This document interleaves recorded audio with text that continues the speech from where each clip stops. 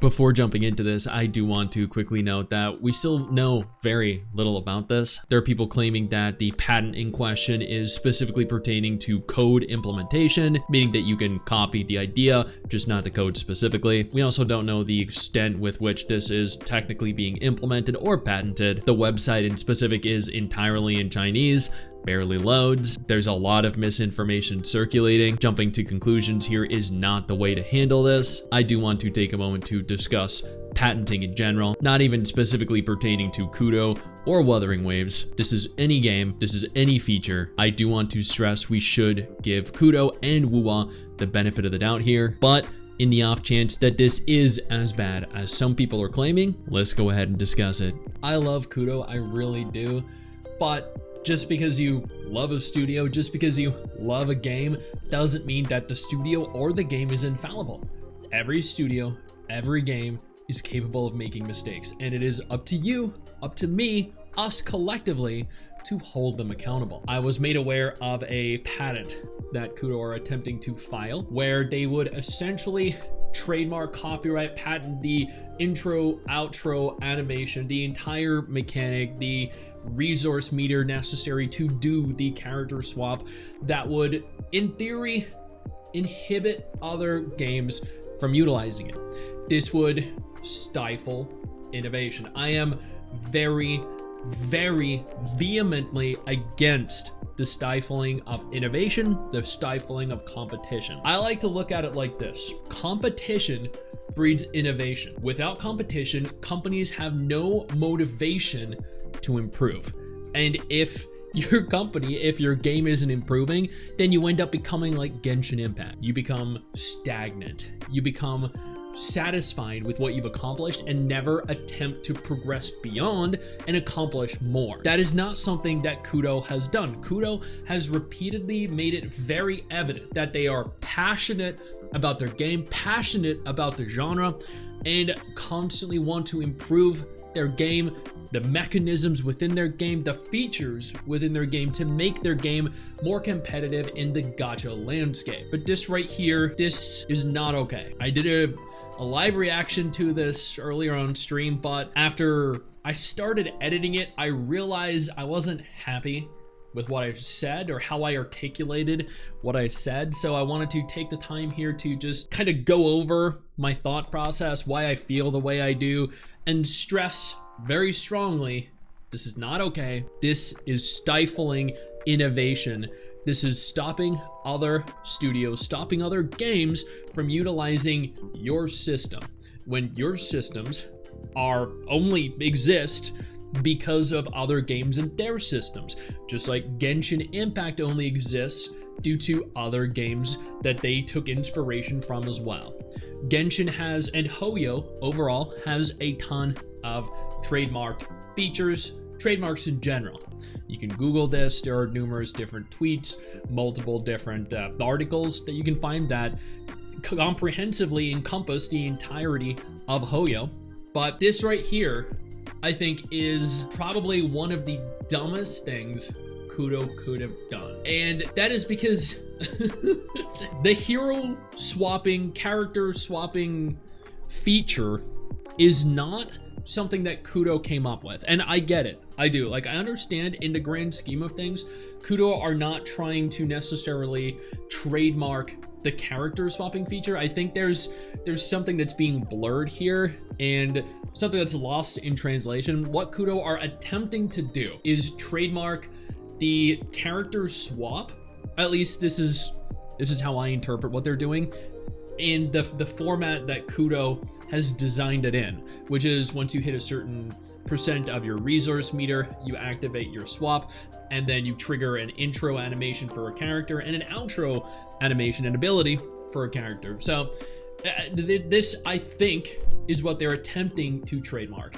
This is a very specific kind of subcategory of character swapping. It's not the entirety of character swapping. Genshin has character swapping, Ananta, NTE, Arknights Endfield, they all have character swapping as well. So how I interpret this isn't that they're trying to necessarily trademark the character swapping as a singular feature, just their variant, their interpretation of the character swapping to attempt to stop other companies from, I mean, as it is no doubt evident, utilizing intro and outro skills at the very least upon hitting that certain percent of your resource meter. Now, there are Reddit threads online, there are tweets going around social media, tons of messages on Discord that have theories as to why this is happening. There are some people that think, oh, they're trying to do it because they saw what Neverness to Everness was doing, and they don't want Neverness to Everness to succeed. They don't want Ananta to succeed. So what they're doing here is they're inhibiting them by doing what Nintendo did to Palworld, and that is by imposing this limitation on what they can do with the character swapping. So no gacha game ever again will be able to utilize intro and outro skills with a resource meter upon and then by subsequently swapping characters. Before we go any further, I do want to take a moment here to thank all of my incredible patrons over on Patreon and my YouTube channel members who allow for me to continue to do dedicated videos like this every single day. You guys are absolutely phenomenal, and I genuinely cannot thank you all enough for the support. Honestly, if that is genuinely the case, if they really do want to trademark their variant of this, and they really don't want other studios, other games utilizing their version of it, then there's nothing we can do about it. Like, they did this. They came up with this very specific version of character swapping. If they want to go down this route, if they want to make an incredibly stupid decision that could drastically impact how they are perceived in the market overall, then there's nothing we can do about it. We can voice our discontent, we can voice our concerns with it, because this is not good. It doesn't matter how you look at this is a bad idea, a bad choice, a bad decision. There's nothing good about this, nothing positive about this. But at the same time, I do see where they're coming from, and this isn't in defense of them, but at the same time, hear me out. Wuthering Waves achieved a lot of success with what they did, and honestly, a lot of other gacha games have failed where Wuwa succeeded. Now, Wuwa, having achieved this level of success, are concerned that other gacha games are going to just piggyback off of what they did, off of what Kudo did, and take their formula and just copy paste it. I'm sure you all remember the instances where people were saying that NTE had one-to-one clones of character kits with Shang Liao, with the Inferno Rider, right? So Kudo could be very concerned about what the future holds if they take everything that Wuwa did and accomplished and just replicate it by copying it. So by imposing these limitations, you are stopping companies and games from making a carbon copy, a direct one-to-one copy of your game and its features. Wuwa took what Genshin did and made drastic alterations to it. Genshin took what Breath of the Wild did and made drastic alterations to it. This leads us back to the whole competition breeds innovation aspect of the argument and the discussion. But at the end of the day, it doesn't matter how you look at it. This is not okay. This is not good. I genuinely hope Kudo takes his time to address this. I hope this is all some kind of misinterpretation, mistranslation, misunderstanding. But if it's not, then a large majority of us are not okay with it. A large majority of us are not happy with. But again, I will stress this, companies make mistakes. It is how they deal with said mistake that defines who they are and how we perceive them. A lot of people are freaking out unnecessarily. A lot of people are taking this way out of context when it really shouldn't be. What we need to do is let them know this is a bad idea. We hope that this is not the route you want to take, because stifling innovation and competition in the form of other gacha games is not okay. What you want is an even playing field. You want other games to improve so that you are forced to improve, because that makes a healthy market. And realistically, that's all we want.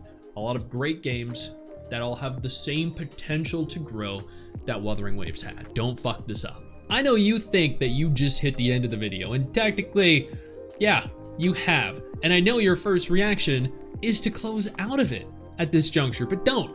No, instead, I urge you to take a moment here and click one of the videos on screen that are coming up in just a moment, so you remain up to date with everything going on in the gacha genre. Trust me, you are not going to regret doing so. Stay flaccid.